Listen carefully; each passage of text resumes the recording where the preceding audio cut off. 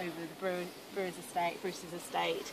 But also there are about 670 plots, of which about 560 are tenanted.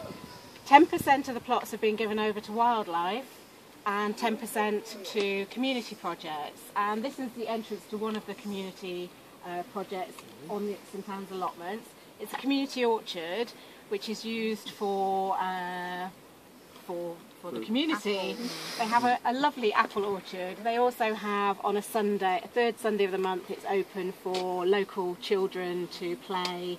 There are 2 staff employed who run projects during the week as well for local schools and community groups, and it is a really lovely space.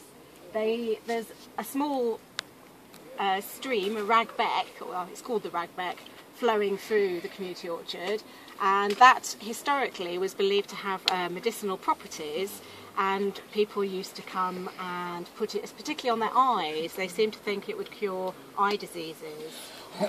Got your bottle, David. during the years of over the past few years, Mo and some of the volunteers have done quite a lot of research into the history of St Anne's, and the first date that we can find evidence of people actually using this area is 1304 to 1305, when a parcel of land here was rented by Ralph de Perowich from Anna. Oh, sorry, I'm going to have to check the name. Anna Biller and John Oakley. I always want to call her Annalisa because the lady in the office called Annalisa.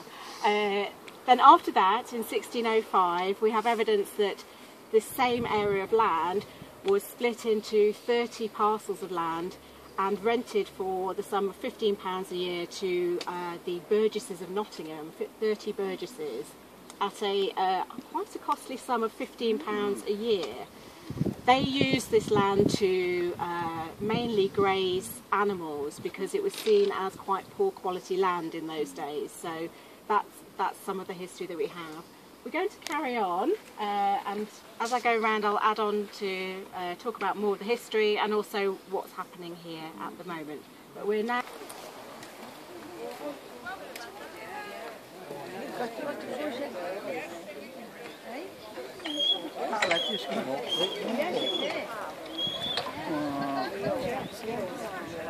Example of what we should be doing.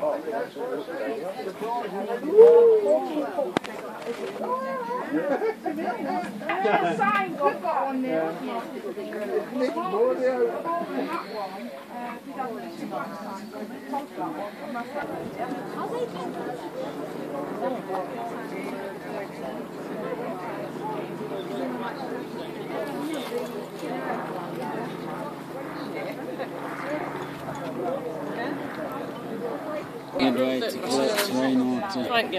Oh right. Yeah. Oh yeah, no, we need a gutter.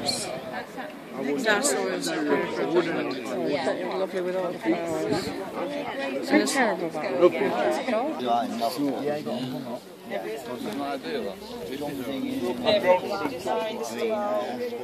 Taking in at night.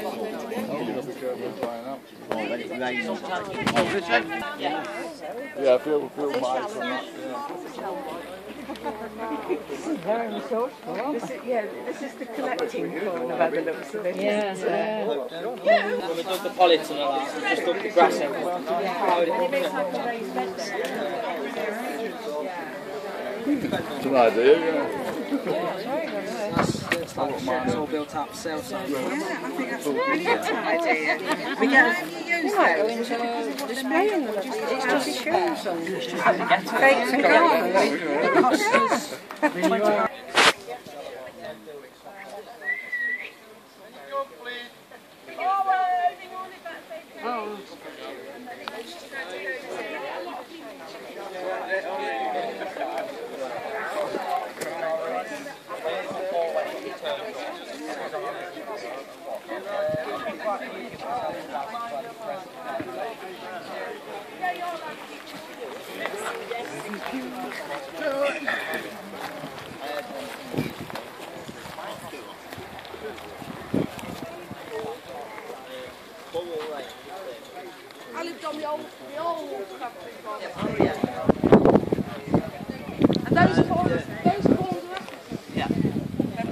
They used to like keep chicken for a long time and then got around to stopping it.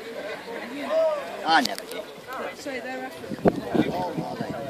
My next door neighbour goes to Zimbabwe a couple of times a year and he brings all the food. These are red.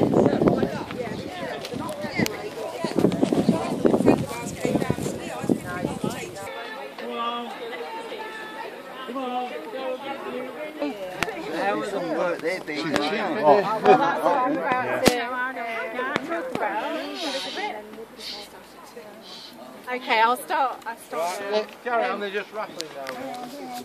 The plots were the allotment site was laid out in this fashion in the way you can see it now in the 1830s. At that time, people who were quite well off in Nottingham, because of the fact that the city was enclosed, they couldn't, even though they might have had a big house, most of them didn't have gardens. So it was seen that having a garden and outside space to relax in was a good idea. And these allotments were set up as guinea gardens. People would pay a guinea and they would get a garden to relax in. And at that time, most of the people would have laid them out in the way that we, in these days, would lay out our garden with lawns. They built lovely summer houses and they would come up here to enjoy the outdoors, and also to take tea and to perhaps show off to other people in Nottingham to show that they were wealthy enough to have one of these nice gardens. And as you've probably noticed, some of the roadways are named or numbered, most of them just first, second, third, fourth, but this is called Fifth Avenue and it's known as Gentleman's Avenue. This was seen as the best plot site to have your plot. So on a Sunday, these wealthy families would come here in their Sunday best to show off to other people. And I imagine at the time they weren't doing the gardening themselves, they were hiring other people to grow flowers, probably not vegetables, but to make their gardens lovely. Who were the actual owners of the land? Presumably It's the council. Council is, Council yeah. the whole area. And they still do. So these gardens, as you can see, are a lot bigger and very different in style to other allotments that you can see elsewhere in the city and across the country. In the 1850s, the St Anne's Row show was started. People knew about St Anne's Row show all over the country, and people used to flock here to go to the St Anne's Row show, which I think was held once a year. One of the volunteers has done some research into it, and she's found where the actual show was held every year and the types of roses grown. And at that time, the allotments would have been full of flowers for people to enjoy. We're going to start walking up this hill. It is quite steep, but it does ease off a little bit as you get over the brow of the hill. And then I'll talk.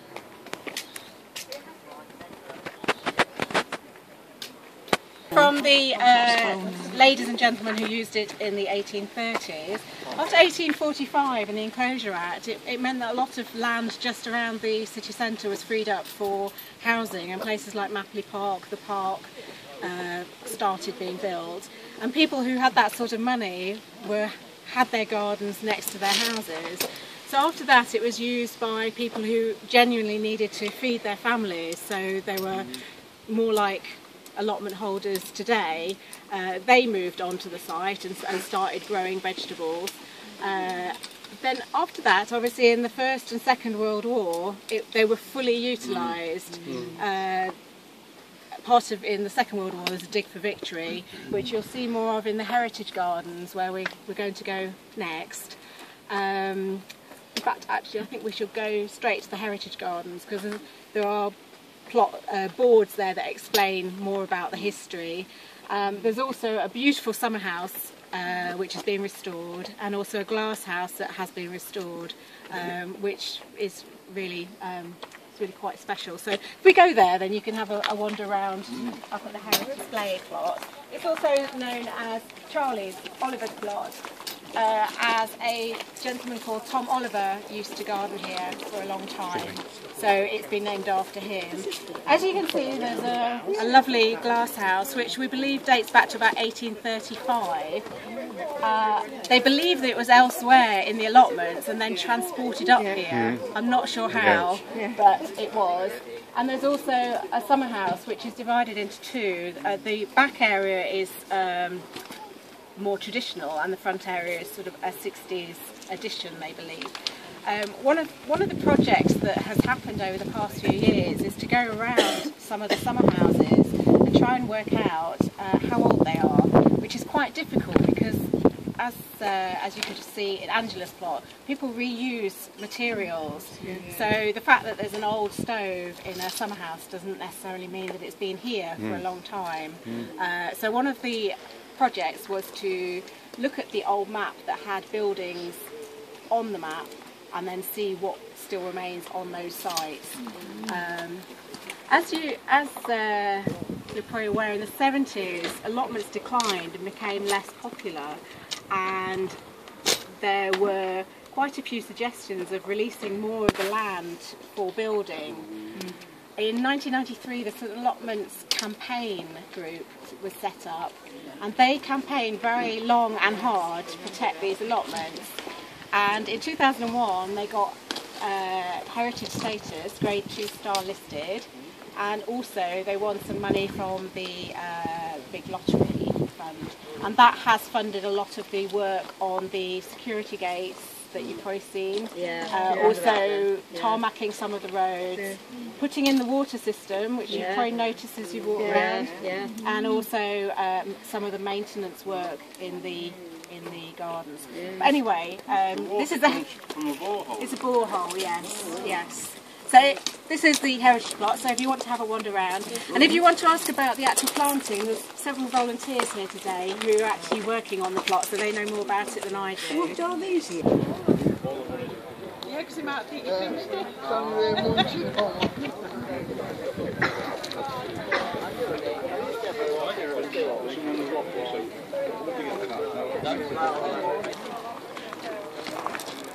Tell me your ears, does it? It's in the catalogue. Oh, with us.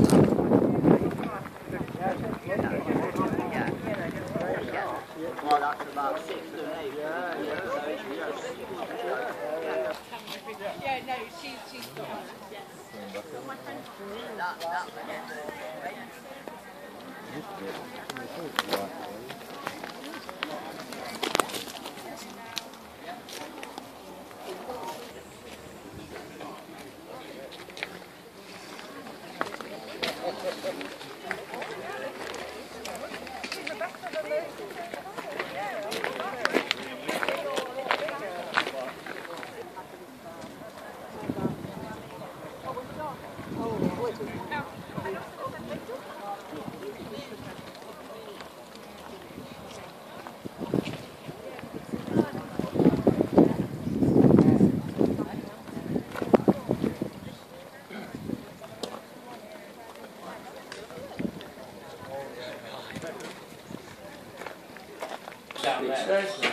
What's these? Hi. Oh, look at that. Black gunner, what's that? What's this? Salt pepper?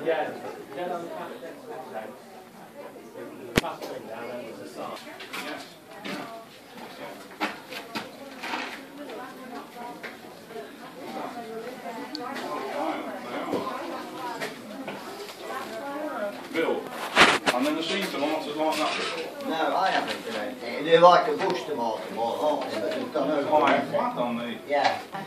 The old turn one is too. Oh, there you go. Right, well then you're ungrateful. Automatically clean.